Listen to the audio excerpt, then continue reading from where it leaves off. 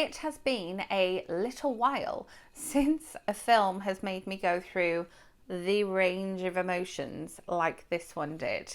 Yeah, I felt all the feels. Welcome to my movie review of Elvis. Welcome back, or if you are new here, welcome. My name is Katrina and I make bookish content here on this channel every week, and then movie reviews just like this one here at the weekend. In the description box below you will find all of my social links, including my blog or my Goodreads, where you can see what I'm reading in between movies. I will also leave a playlist of my movie reviews linked up above, which are always spoiler free, no spoilers here on this channel, in case you are looking for something to go and watch at the cinema that is not Thor. Yes, I went to see Elvis. Now, I'm not a Baz Luhrmann fan. I'm just going to put that out there. I hated Moulin Rouge, would consider going to see the stage show because it's not Baz Luhrmann. However, yeah, Romeo and Juliet wasn't exactly my cup of tea either. And so it was the one thing that put me off seeing this film, because I have been to Graceland, I have been to Sun Studios, and obviously I've seen all of the Elvis celebrations in Las Vegas as well. I got married in a Vegas wedding chapel. Elvis wasn't an option for that one, but you know, it was a possibility for if I went to a different chapel. And so yeah, whilst I'm not playing Elvis music all the time or going to like Elvis lookalike concert things, I have an interest, and so it was really nice to be able to sort of see some of those things brought to life, see the way they set up Graceland, see the way they introduced Priscilla, see the way they used the planes in the film, and then there was the pull of Tom Hanks as well. And obviously this film has got this little thing attached to it that this is the film that they were filming that gave Tom Hanks and Rita Wilson COVID. Like, they were the first celebrities that got COVID back in the day, if you remember. And so this film has that attached to it, but then it also has Tom Hanks attached to it. And I was drawn in by the trailer, I have to say, of Tom Hanks's character. Now, overall, I don't know that I was sort of terribly drawn in by his character in the film. His character is a very nasty person. The whole thing is a biopic, so his character is based on a real life person that tried really hard to screw over Elvis and his family. And I didn't know that this person existed. So Tom Hanks in this film made me very, very angry because of the actions of his character. I felt so much rage towards this character and the things that he was saying to Elvis and his family, and the things that he was doing to Elvis, his family, and his career. He was totally gaslighting him the entire way through. And whilst all of this is based around fact, and some of it is obviously has the artistic license, there's some fiction to it, a lot of it, you know, it is based on truth, it's based on reality, it's based on lawsuits and accounts of people who were there at the time. And so he just made my blood boil the entire time. I believe I gasped a couple of times as well because of his character. Now, Tom Hanks also made me angry in this film because of his inconsistent accent. Tom Hanks does accents in other films. He does very good accents in other films. I'm a big fan of his work, and he can do an accent. And I don't know what was going on with his accent. Now, it might be the fact that Colonel Tom Parker was sort of semi on the run. He wasn't really a resident of a particular country, but it comes out in the film that he is Dutch. And I just don't feel like he maintained this Dutch accent. Now, again, giving him the benefit of the doubt, might because he'd moved around a lot, it might because he tried to disguise his accent so he was less recognisable, or make his accent more like generic European for promotional purposes. I'll give it that, but Tom Hanks' accent just was not consistent. It wasn't a Dutch accent, and it just was not consistent. And so it wasn't really a sort of Oscar-winning performance from Tom Hanks for me. However, if we flip it onto the other side and we go over to Austin Butler, Austin Butler's performance was stunning. It was fantastic.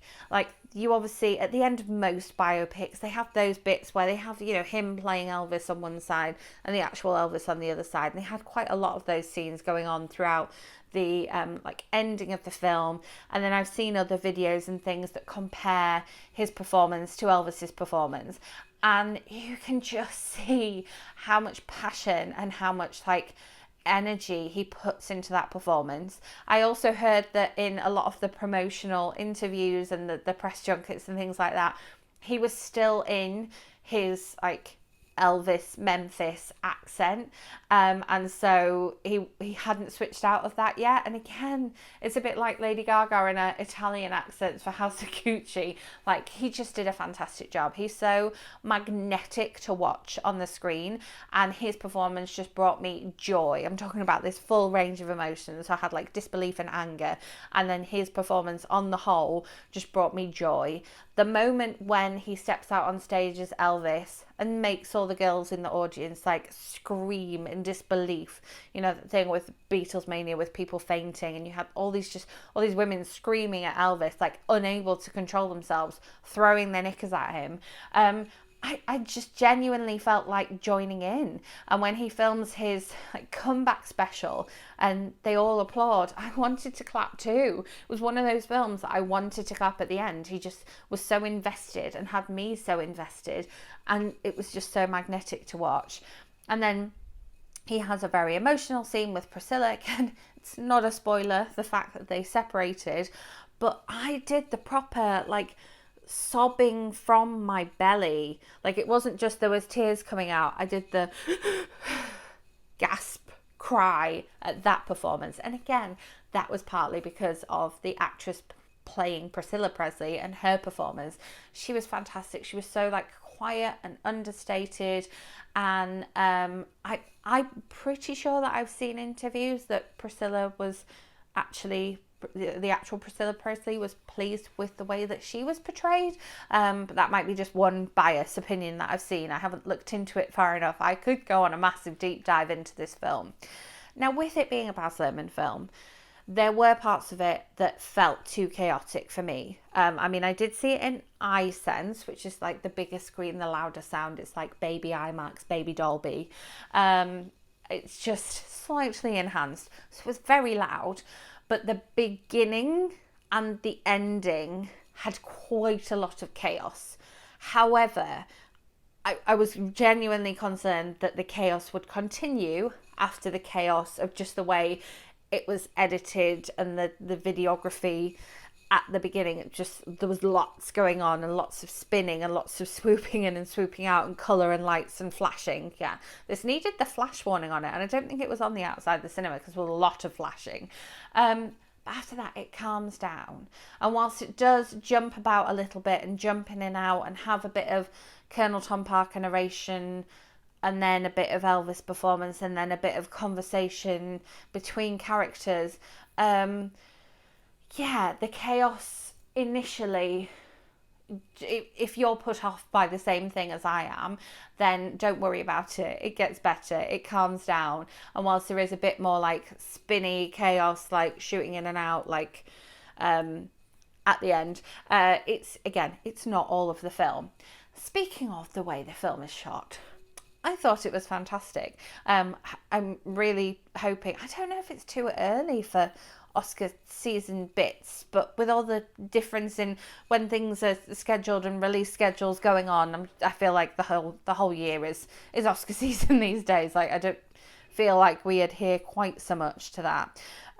But yeah, the cinematography and the film editing were fantastic. There was this one moment in particular that really struck me, which is where Elvis, Austin Butler, like whoever you want him to be, is posing on the stage, and he's got the cape and he's like holding it out and he's posing in a sort of side lunge thing, and then the shooting of it shows the different colours of cape, and so it's like, you know, purple, yellow, green, blue, white, silver, black, and it's just like, and it's very cool and goes with that whole like superhero, Elvis wanting to be a superhero nod to that and the capes and what have you, and also shows the chaos of performing every night, and the fact that he does the same act every night, and the fact that he's being rolled out as this cash cow in Vegas every single night, and how it's the same but it's still spectacular, and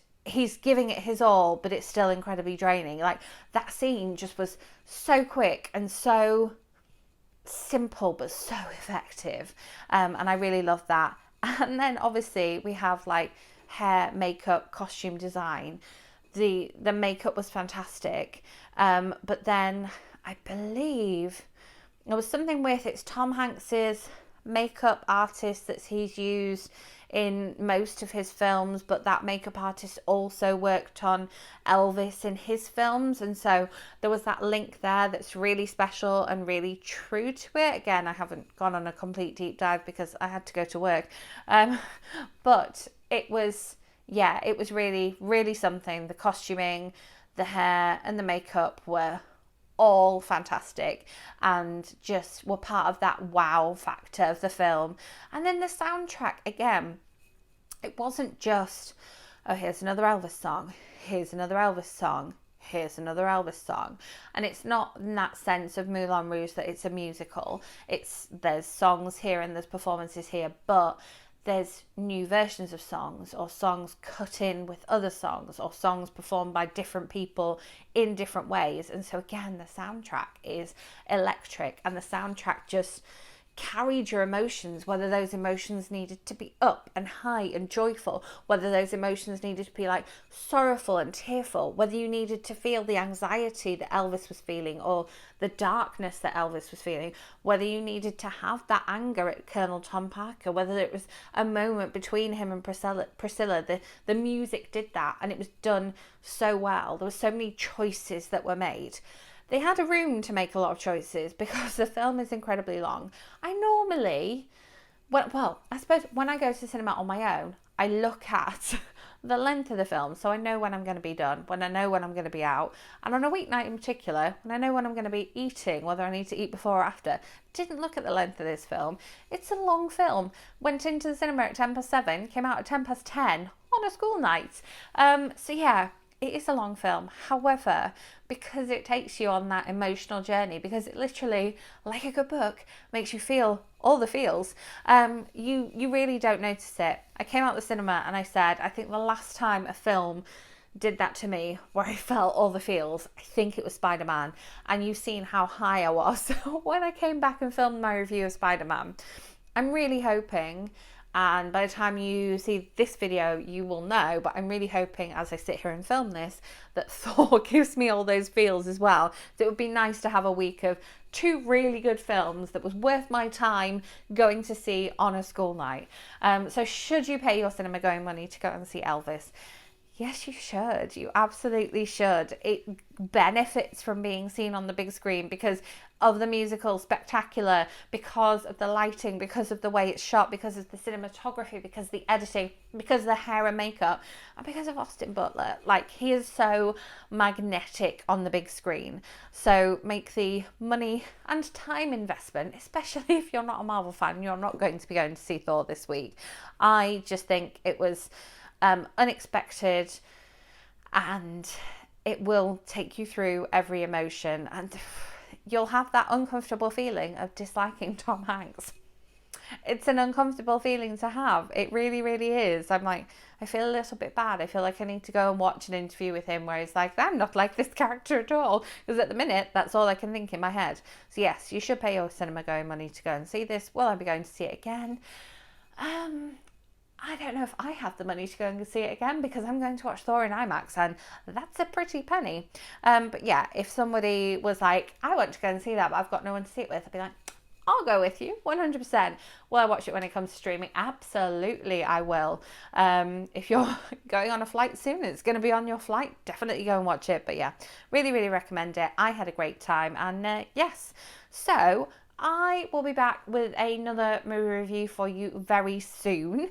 So make sure you're subscribed and hit that notification bell. If you enjoyed this video, give it a thumbs up. And as always, if there is a particular movie you would like me to go and watch and share my thoughts on with you here, I will happily do that. Let me know in comments. And until then, I will be back with more bookish content for you in the week and another movie review for you very soon. So see you then.